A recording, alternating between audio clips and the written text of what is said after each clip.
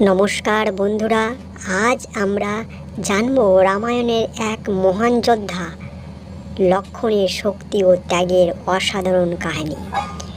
লক্ষ্মণ ছিলেন ভগবান রাম এর ছোট্ট ভাই, কিন্তু তার ভক্তি ও ভালোবাসা ছিল অতুলনীয়। যখন রাম বনবাসে যান তখন লক্ষ্মণ এক মুহূর্ত না ভেবে তার সঙ্গে চলে যান। শুধু তাই নয়, তিনি নিজের সুখ স্বাচ্ছন্দ্য ত্যাগ করে দিন রাত পাহারায় থাকতেন, যাতে ভগবান শ্রীরাম ও মাতা সীতাকে নিরাপদে রাখা যায়, অসুরদের থেকে যেন রক্ষা করা যায়। এক মুহূর্ত সে কিন্তু নিদ্রা ধারণ করেননি। বনবাসে কঠিন সময়ে লক্ষ্মণের সাহস ও ধৈর্য তাকে এক অসাধারণ যোদ্ধা করে তোলেন। কিন্তু তার আসল বীরত্ব দেখা যায় লঙ্কার যুদ্ধে, যেখানে তিনি ভয়ঙ্কর যোদ্ধা ইন্দ্রজিতের সঙ্গেও যুদ্ধ করেন। ইন্দ্রজিৎ ছিল অত্যন্ত শক্তিশালী, তবুও লক্ষ্মণ নিজের বুদ্ধি ও সাহস দিয়ে তাকে পরাজিত করেন।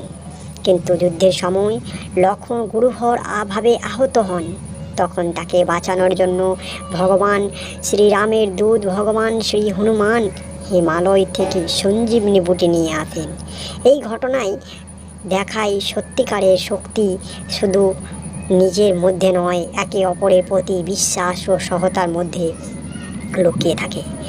আমরা লঙ্কার সেই যুদ্ধে এটাও দেখি যে চারিদিক থেকে যেমন অসুর গর্জন করে অস্ত্র চালন করে, তখন ভগবান শ্রীরামের ভাই লক্ষ্মণ সকলের সঙ্গে যুদ্ধ করে। একে অপরের সঙ্গে যুদ্ধ, তীর আর একদিক থেকে অস্ত্র বিক্ষণতে চারিদিকে আগুনের গোলা সৃষ্টি হয়ে যায়। তবুও সে বীরত্বের মধ্যে তার ধর্মটাকে রক্ষা করার জন্য, তার আদর্শটাকে রক্ষা করার জন্য সকলের সঙ্গে একে অপরের সঙ্গে যুদ্ধ করে থাকেন। কোনো অসুরই তার হাত থেকে রেহাই পায়নি, সবাই পালিয়েছে এবং তার কাছে হত্যা হয়েছে। লক্ষ্মণের জীবন আমাদের শেখায় ত্যাগ, কর্তব্য এবং ভালোবাসাই আসল শক্তি। কারণ যুদ্ধে যখন সকলে পিছু হচ্ছিল, তখন স্বয়ং ভগবান শ্রীরামের সঙ্গে শুধু ছিলেন কি লক্ষ্মণ, তার ভাই।